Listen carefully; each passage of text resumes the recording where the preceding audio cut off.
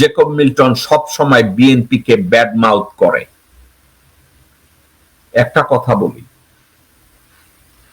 জামাত জনবান্ধব নীতিতে বিশ্বাস করে, জনকল্যাণ নীতিতে বিশ্বাস করে। জামাতের লোকজনের ভিতরে নীতিবোধ কাজ করে, জামাতের লোকজনদের ভিতরে ঈমান কাজ করে।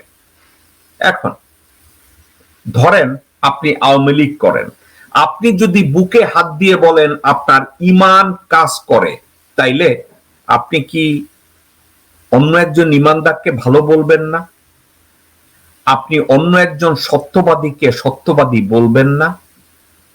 আপনি জনবান্ধব জনকল্যাণকে জনগণের ওয়েলফেয়ার বলবেন না?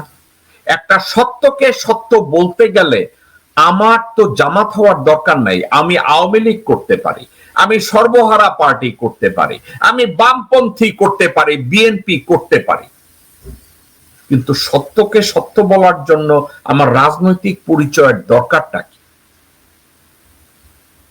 বিএনপি যদি জনকল্যাণমূলক কাজ বা পলিসি নিয়ে কথা বলে, জনকল্যাণমূলক কাজ এবং জনগণের অনুভূতি নিয়ে তারা পলিসি মেক করে বা রাজনীতি করে, তাহলে তো তাদেরকে গালি দেওয়ার দরকার নাই। কিন্তু যেখানে তারা বসিয়ে রেখেছে দেশের শত্রু সালাউদ্দিনকে, দেশের শত্রু আমির খসরু মাহমুদকে, দেশের শত্রু মির্জা ফাক আব্দুল আউয়াল মিন্টুকে, তা আমি তাদেরকে গালি দেব না তো চুমা দেব?